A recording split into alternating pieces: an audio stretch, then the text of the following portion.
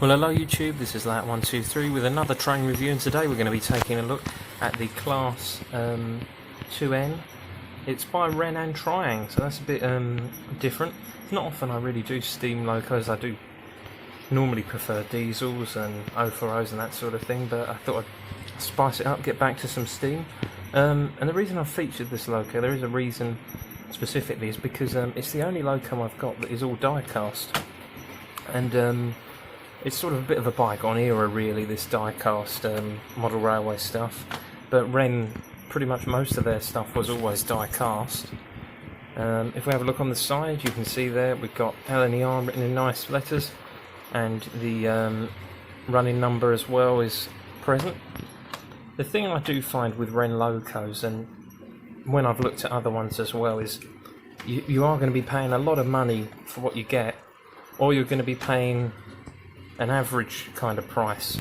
With this one, I paid £25 for it, but that's going back probably 5 or 6 years. If you have a look on the corner, it is actually obviously been dropped at some point in its life. Cabin detail is non-existent. If you can see in there, you can just see a bolt there, part of the motor holding that in, but there is no cabin detail. But you know, it was a different time then.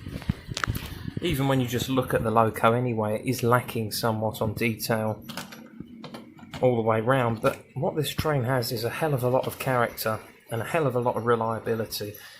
For the time I've had it, I've not known it stop at all. Another sort of notable feature is the fact that it's all held together just with that one screw in the top there. If I turn round to the back there, I don't know if you can see this, it might just about pick this up on the camera. See the black just here? That's a little clip, so it goes in through that clip and then is screwed down at the top through the funnel.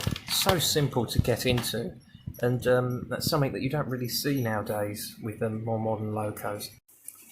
And on that note, a bit of a blast from the past here, looking at my rail bus. This is by Helgen, and trying to get this apart, absolute nightmare. There's two screws in the top there, which take off some of the top. Then these little bars come out here on the doors to get all the way into the underside. It was an absolute nightmare when this broke, trying to repair it. But, you know, the simplicity of yesteryear still holds up today for me.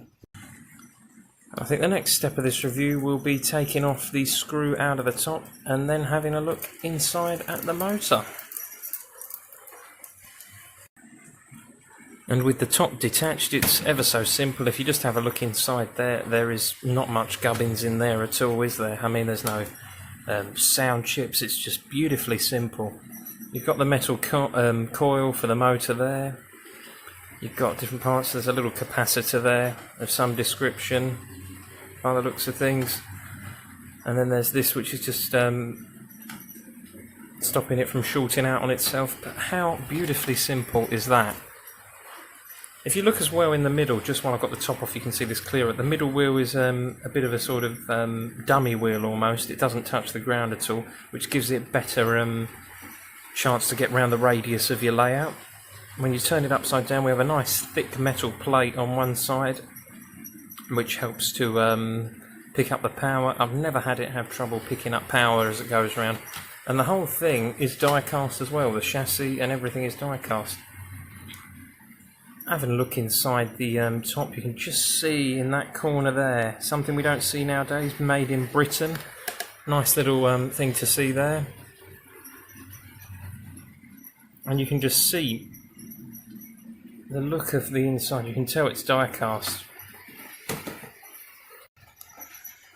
So with the top back on, I'm sort of coming up to the bit where I think of my faults with this loco, and my main sort of faults with it are, one, the kind of lacking cabin detail. There's just no detail whatsoever, and there are some finer details which could have been present. I mean, the door is a little bit basic, and my main gripe really is if you look down the funnel, you can see the screw, and as nice as that is in its simplicity, it's a shame that it wasn't buried a little bit deeper inside the loco. With some of the older Triang stuff, the screw, yep, it goes down the funnel, but you can't see it, and just that really is one of those little things that just sticks out for me. that really bugs me about this model. And I think you've all heard enough of my voice for one day, so why don't we take it over to the layout and I'll let the train do the rest of the talking.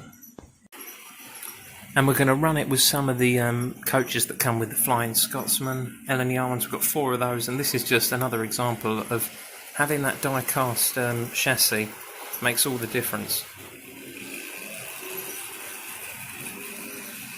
Look at that, it will pull them round at a slow speed, and it doesn't even blink.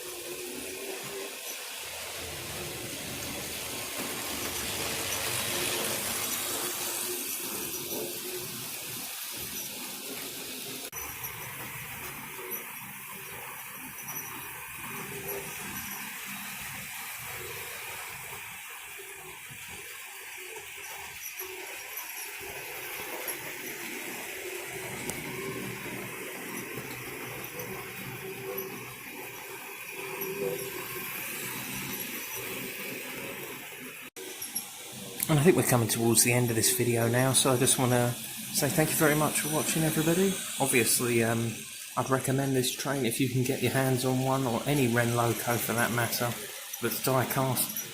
I'd get hold of it, and it's only going to become more valuable as the years go on and there's less of them around. But it's a bit of a bygone era now, and you have to say, just for the nostalgia, it's worth it. I mean, if I could get another Wrenn loco at a reasonable price, I think I would. I think I would probably do that. And just on a bit of a side note, I just want to say thank you to everybody who's been watching the last couple of videos. I know it's been quite a long time since I made a video, and I just, to be honest, haven't really had the time to make any. With work and stuff, just not really having that free time to make any videos, but I've got some time now to make a few, and it's good to see that the loyal subscribers have kept watching and liking and commenting on the videos. So thank you very much, everybody, and please leave a comment down below if there's anything you want to see from the channel, anything you've seen in other videos that I haven't done a review, or you'd like to see again, or a running session, or whatever it happens to be. Just leave a comment down below and let me know what you think. So thank you very much for watching, everybody, and we'll see you in the next video. Bye bye.